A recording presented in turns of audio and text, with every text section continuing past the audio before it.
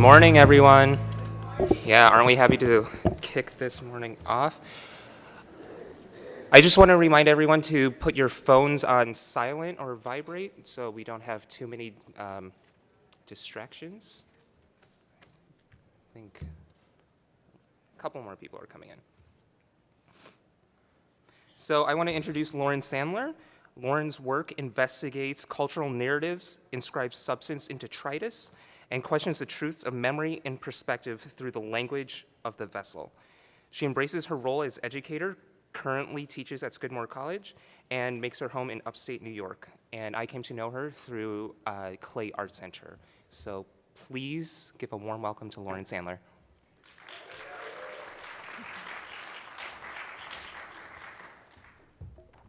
Good morning. Thank you, Adam. And thanks, everyone, for starting the day so early with me. I really appreciate it. Get my bearings here. Okay. From cuneiform tablets to biomedical implants, from the tiles on the space shuttle to the bricks that African-American slaves used to build the White House, from the earth out of which we harvest our food to the ubiquitous cup on the kitchen table, clay as cultural material permeates our lives. Clay has the ability to deconstruct hierarchies and move toward an art form of collaboration. The pervasive nature of clay lends itself to address a multitude of theoretical, social, and political issues. This plurality, most apparent when we see the hands that have worked it, hear the voices, and understand the abundance of narratives. Clay remembers, it tells stories, transcends boundaries and geographies, and highlights hidden cracks and intricate textures. A ceramics discourse through the lens of race, gender, class, age, legal status, sexuality, disability, religion, and nationality dismantles systemic inequities and empowers communities that have been erased and rewritten in the canon, classroom, gallery, and museum. Diversity alone does not decenter dominance, but leaves others included at the margins and perpetuates tokenized representation with oppressive institutions protected from critique. Instead, we must unravel clay and let the full scope and breadth across time and space of global ceramics emerge. Multiple systems of knowledge thrive as communities and individuals possess faculty with a variety of approaches and unique methodologies. Artists and educators, makers and students, our stories layered, coiled, and recentered, live in the clay. The NCECA program invokes the legend of Lewis and Clark and paints an epic of heroic explorers forging a landscape of discovery and manifest destiny. However, the country was not a blank white canvas to be commanded by military might and brutalized under the rhetoric of civilizing duty and mapped with missionary zeal. Instead, the earth embodied thousands of years of complex histories, indigenous nations with sophisticated cultures, elaborate technologies and medicines, trails and canal networks, myriad customs, languages, and objects woven through the clay. The fabricated tale of Lewis and Clark perpetuates a colonizing narrative and power structure. It obscures facts and removes the intricate spectrum of unique lives in the clay. It ignores the experiences of York, an African-American slave born in Virginia, given to Clark from his father, separated from his wife, and not provided freedom at the end of the journey. It erases the skills and knowledge of Sacagawea, a Shoshone woman taken by Hidatsa peoples and sold to a French-Canadian fur trader. She worked as translator and guide, a teenager with a child. Within 100 years of Lewis and Clark's journey, every native nation they encountered was displaced and put on reservations. To tell the full story, we need to see the pearlware teapot of Thomas Jefferson, who ordered the expedition, the Kelowna ware of York, and the flat-bottom pots of Sacagawea. When we create and distribute a mythology and remove historic veracity, we commit cultural genocide. The West African proverb states, "Until the story of the hunt is told by the lion, the tale of the hunt will always glorify the hunter." We must hear the lion, not just the hunter. To understand the history of clay is to understand the history of colonialism, the global migration of ceramic objects, cultural practices, materials, and techniques reveal theft, appropriation, and erasure through imperialism. Empires take land, resources, and commodify culture. They enact policies and criminalize cultural traditions, enforce assimilation, and exploit labor, skills, knowledge, and materials. They display wealth and control by collecting ceramic objects as exotica to be possessed. Lewis and Clark, under the command of Thomas Jefferson, established the role of the collector along their military expedition. They accumulated hundreds of Native American objects that were brought back to Monticello and later acquired by museums. The museum claims the space to house heritage, possess tradition, tell dominant cultural narratives, and conceal truths. This legacy continues in our museums, galleries, and in academia. We must disassemble clay, critique the journey of ceramics, and give historic context to objects in contemporary spaces. This past year, a community gallery showcased a totem pole and plate show, quote, "to make clay more accessible to the collector with pieces that could go in your yard or living room." This exhibition ignored the colonial history of totem poles and the legacies of cultural appropriation and exploitation of indigenous peoples. Totem is Ojibwe in origin. In the US, as part of efforts to Christianize, civilize, and forcibly assimilate indigenous people, totem poles were stolen and sent to museums and collectors. Identity and culture continue to be bought and sold without consent or contribution from artists, teachers, or members of indigenous communities. Today, many encyclopedic museums operate as a cabinet of curiosities, with arts organizations as the new explorers and artists as foot soldiers of colonization. These institutions open artist residencies and galleries in neighborhoods that are not new frontiers waiting to be discovered. The artist as colonizer displaces residents in long-established communities with art histories of their own. Art washing and gentrification changes the composition, demographics, and resources of neighborhoods. Artists maintain a unique position to critique power as targets of oppression, as well as perpetrators. Artists, galleries, and museums can instead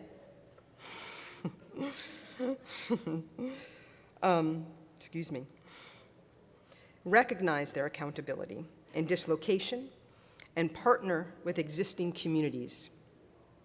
According to the Mellon Foundation, today, 91% of museum board members are white. Although 28% of museum staff are people of color, the majority work in security, maintenance, and in human resources.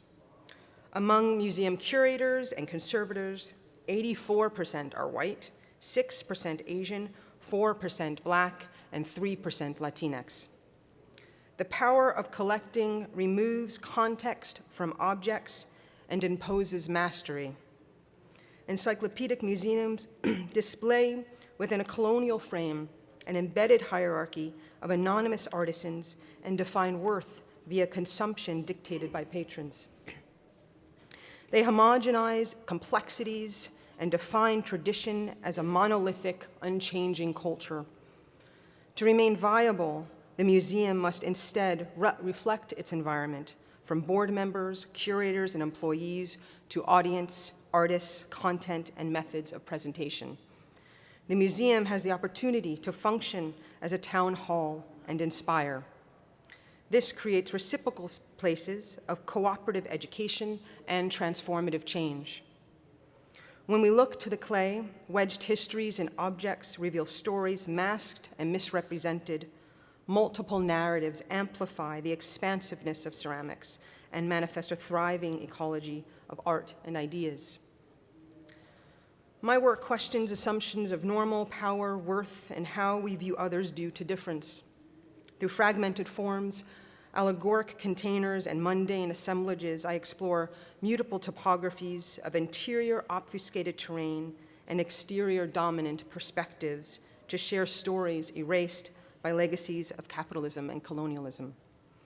In this liminal space, I question our fixed narratives of capacity and demythologize status to expose contextual power ascribed to those with more access and greater means. This piece here highlights Flint's water crisis and Nestle's colonial practices. The discursive vessel conjures the individual and collective body and an axis upon which viewpoint and significance turn. In my piece, Stone Soup Spoon Theory, I entwine the folktale Stone Soup, in which each villager contributes a morsel of food to feed an entire town, with the analogy spoon theory, which is used to describe how people with disabilities sometimes feel, in which one has a limited number of spoons to get through their day. Both stories highlight an interdependence on one another. We all have nourishment to offer and resources we need.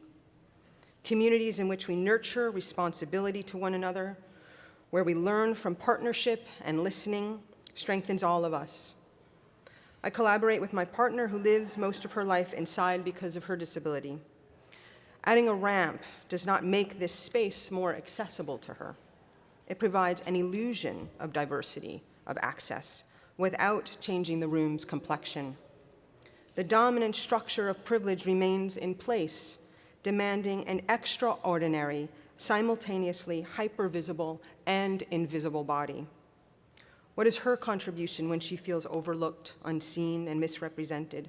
She is not in the room, but she is in the clay, pinched into the narrative. Disability upends the fallacy of independence. We are precariously connected, reliant on clay bodies that absorb and mold, stretch and hold. Institutions are strengthened, made more dynamic, flexible, and elastic when a multitude of complex aesthetics, perspectives, and experiences build objects, express visions, provide imaginations, and contribute voices. With archetypal forms, bifurcation depicts colonialism as parasitic teacups proliferate to engulf a water bowl. In my piece, What If the Dandelion Told the Story of Tea, I investigate cultural histories as prosaic landscapes emerge. My work occupies the struggle at the precipice where oppositional elements converge. In ceramics, we have the opportunity to chronicle the story of the dandelion, the story of spoons, the story of the lion through clay. What if the story of clay were told through the perspective of cobalt? I'm a white person of mixed Italian and Jewish descent. I have a master's degree in art. I'm an educator working with university students. I have a partner, I have friends, I have family. I have a lot of privilege. My role is not to invite others into existing dominant spaces of oppression to which I have access. It is not to gatekeep and maintain historically white institutions. My job is to disrupt the mechanism that furnishes window dressing at the margins and reinforces exceptionalism without indicting societal culpability, and keeps limited narratives, canonized untruths, and mythologies in place. And always my job is to listen, to learn, and to grow. My pedagogy embodies the concept I learned from my mentor, Chris Staley, that of the liminal servant, with fluid roles for teacher and student. Together, we strive to build a responsive environment that encourages vulnerability, accountability, cultivates critical and self-inquiry, and social justice. I'm also a lesbian with a disabled partner. I'm an adjunct who commutes 2 hours each way with no job security or benefits. Marriage would not give me health coverage or assistance and support for my partner. Rather, it reinforces existing hegemonic institutions without providing real change. Why should marriage be a requirement for economic, legal, and medical support, but healthcare education, housing, food, and water are not fundamental rights provided to all individuals, regardless of romantic partnerships, employment, or legal status. I live in a rural, economically devastated area that is a third Black, a third Latinx, and a third white, with no industry, no public transportation, and limited social services. A county named for an expedition ordered by George Washington that dispossessed, killed, and acquired the land of the indigenous Haudenosaunee people who live there. The largest institutional structures are the prison and a multidisciplinary center for people with disabilities. One punishes and isolates, the other cooperatively partners. We have choices as communities to criminalize, stigmatize, and incarcerate, or support, empower, and collaborate. Our collective endeavor is to ensure that we all have resources and access, an interdependent web. We cannot permit institutions to privatize and profit, placing the burden on individuals, defining meaning through productivity. It is our task together to dismantle this corporate model and revision coalitions of intersecting struggles and sustenance. The historically Black university, Tuskegee University, is known for brick structures like this. With limited funding, students and faculty constructed a kiln, made bricks, and designed and built classrooms and dormitory buildings using the raw materials that were available on campus. Today, 70% of university faculty are adjuncts, economically vulnerable, without benefits or security. We teach at universities where student debt, generational responsibility, access to health care, personal safety, and legal status dictate student decisions. A corporate culture dictates life as a teacher, student, and artist. The university, built through indentured labor, excluded individuals and exploited communities. With a tradition to empower the elite, the university constrained parameters of scholarship, arts, and philosophies, and entrusted the distribution of knowledge to a few over the many. The contemporary neoliberal model enshrines this classism and canon. It denies access and opportunity through public defunding, becomes a place hostile to broad learning and experimentation, and reifies oppressive methodologies and paternalistic environments of racism, misogyny, ageism, classism, religious persecution, homophobia, and ableism. In this environment, we lose support for the arts, the germs of critical thinking, and the potential to challenge injustice. This is not a sustainable university, nor is it a place for healthy arts education to thrive. The onus for arts and education financing must be a state responsibility, not at the bequest of the neoliberal funder, a noble missionary, constructing the world in a hierarchy of benefactor and exceptionalized beholden. Instead, let us fundamentally dismantle the notions of both austerity and privatization that position the artist and student as contest winners, begging for scraps in a market of panicked scarcity. The National Center for Educational Statistics states that full-time professors are 84% white, 4% Black, 3% Latinx, 9% Asian and Pacific Islander, and less than 1% Indigenous American. Ceramics, often devalued, can function as a platform to give voice to those who experience marginalization. Students carry significant resources as knowledge producers and agents for change. As educators and students, mentors and makers, we can come together from disparate locations at the nexus of art and social engagement.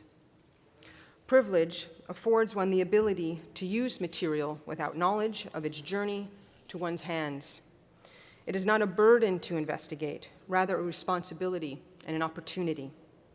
Through the study of ceramics, the elements in our clay, the particulars of flux in our work, we unearth stories and transform ourselves and one another. Clay remembers, informs, and speaks to those of us not in the room. Clay provides depth and information if we listen. What if the chronicle of clay were told from the perspective of a brick or of cobalt, with transparency from earth to table? Ceramics uses minerals extracted by chemical companies through human rights violations and toxic environmental conditions to provide cobalt for our kilns, batteries, and our glazes. The same material becomes worthless or valuable, criminalized or sacred, painful or pleasurable, dependent on privilege, power, and place. Where does our clay come from? Who is in the clay, the long coil to our hands? 50% of the world's cobalt, a common material we use in ceramics, comes from the Democratic Republic of Congo. Multinational mining companies with soaring profits exploit raw materials and use children to work 12-hour days to extract cobalt, used in batteries, phones, military equipment, drones, and in our glazes. The United States extricates raw material wealth through repressive policy, human rights violations, and engages in regime change to support corporate investments and a military-industrial complex. The artist CEO utilizes this material, the labor, and the bodies. Clay as material object contains enormous global, political, social, and economic content and context. The clay brick is omnipresent in ceramics, in our kilns, schools, architecture, galleries, and our artwork. But a brick is never just a brick. From mud bricks in Jericho, fired bricks of the Ming Dynasty, and adobe mosques in Mali, from ancestral Puebloan homes and sacred stupa in Sri Lanka, Houston's Yoruba-patterned roads and ancient palaces in what is now Sudan. Bricks cross continent, culture, and content. Bricks build homes for shelter, roads that connect, establish communities and hearths to cook food, nourish bodies and form vessels to contain treasures, and preserve the dead. Bricks also construct borders, walls, and towers to imprison, enclose, exclude, and oppress. Clay bricks are shaped by the hands of millions of unnamed individuals, fingerprints pressed, lives embedded in the clay. This image is of a kiln in China, the world's largest producer of bricks, with 2 laborers washing themselves inside a kiln. Today in India, second to China in brick production, an unregulated industry of 10 million bonded laborers toil to produce blood bricks who make 2,000 bricks a day. We cannot unsee, unknow, unspeak, undo the content and context of the brick, the labor chain to supply global demand for shopping malls, factories, and technology. Privilege presumes that we are all on equal footing. Democratization is not equity. Look to our bricks, our elemental clay, the components and constituents with knowledge and recognition for information, discussion, and action. Ceramics is the site and the act of resilience and resistance, criticism and commentary. The material in our fists holds a global history and contemporary presence, objects loaded to address sweeping and specific subjects and themes and revolutionary endeavors. In Western art, there is a myth of the neutrality of the white cube, a false notion of aesthetic objectivity, and that material practice can be separated from cultural context. The ideals of white male supremacy rely on universally embracing its authority as convention. Trace the lie from museum to academia to the art world at large. Consider the structure of AP art history instruction, with an image set that shows 65% from the Western tradition and 35% from the rest of the world. The Metropolitan Museum of Art has 4% female artists. MoMA has 7% women artists.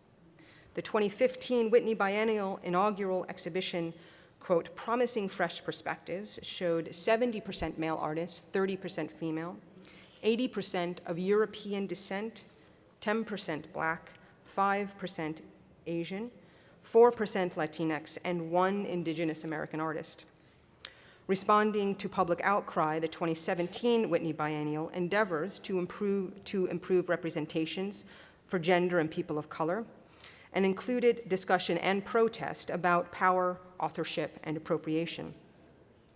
In US academic ceramics, many view the American studio pottery tradition as the default. with Eurocentric history informed by the arts and crafts movement and an East Asian Orientalist aesthetic. This composition erases vast realms of past and contemporary practice and neutralizes its own presence as normative. Works that fall outside of this dominant narrative remain denigrated as primitive or categorized as identity art, othered, dismissed, devalued, fetishized, and marginalized because of cultural demarcation. A recentered contemporary ceramic pedagogy moves from legacies of appropriation, exclusion, and consumption to a location of accountability and equity. Decolonization demands cultural competence across biography and geography, millennia and medium, material and practice to understand nuanced references and expertise in specific vernaculars whose artists self-determine their work. There are many powerful ceramic artists who recenter the canon. We'll get there. Here we are. Roxanne Swenson focuses her practice within the spaces of the Santa Clara Pueblo and New Mexico. An artist of significant merit, she shows her works globally, locally, and within her community.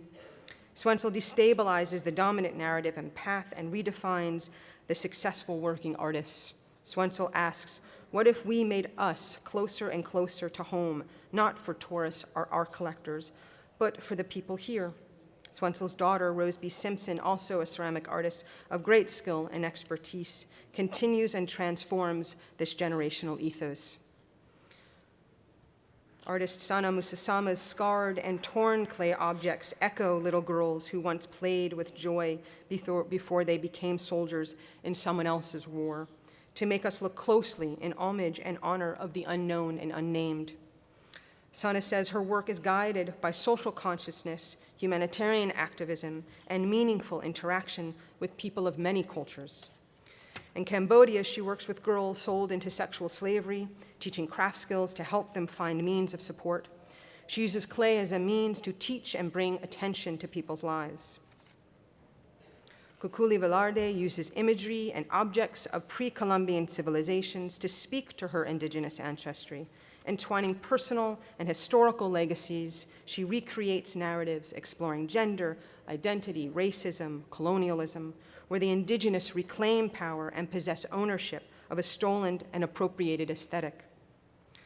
To decolonize clay, we must hear the clay bodies in the room, the loud and quiet, buried and excavated, and those not in this room at all. We build curriculum, investigate material, indict content, and convey context. We work in collaboration with numerous intersectional positions to empower where communities possess centrality and agency. As curators, we partner with community, not speak for community. As students, we dialogue with our schools for representation and justice. As deans, we hire professors of color and create forums for supportive mentorship. Ceramics is made by and for the people, from workshop content to panel discussions and themes at conferences. This is our clay and our institutions, from NCECA to online social networks, community art centers, schools, and museums. We make art in libraries and laundromats, vacant lots and parking spots, prisons and parks, farm stands and factory floors, hospitals and hospice, in bars and barbershops, benches and beds, locked inside and left outside. We are always in the clay. We are in Portland, one of the whitest big cities in the United States. When Oregon banned slavery, it concurrently required all African Americans to leave the territory, and white male married settlers were given land that was taken from dispossessed indigenous Americans. To comprehend the present, we must understand history. There is a statue of York at Lewis and Clark College, made from clay and cast into bronze, with Clark's map scarred onto York's back, a symbol of the weight borne by York during the expedition. When we decolonize clay, we call for artists and activists, educators and students, makers and thinkers accomplices complicit in the struggle not to save or co-opt, but for mutual trust through recognition and responsibility. Decolonization is not a metaphor. Progressive change cannot mean ignoring structural inequality or preserving historic inaccuracy and denying institutional accountability by providing symbolic representation of diversity. Together, we imagine visions of clay, create objects into actions, hand-build economies of solidarity with clay bodies, networks, and communities that have always existed, always resisted, always created for just distribution of power. It is in the clay. We just need to listen. Thank you. If I can just say something really quickly before you leave. I'm sorry, I know we're out of time, but I'd like to continue this dialogue in action and in conversation. And I see this talk really for me just as part of an ongoing discourse. And please feel free to contact me to continue the conversation. I really look forward to it. And thank you again. I appreciate you coming this morning.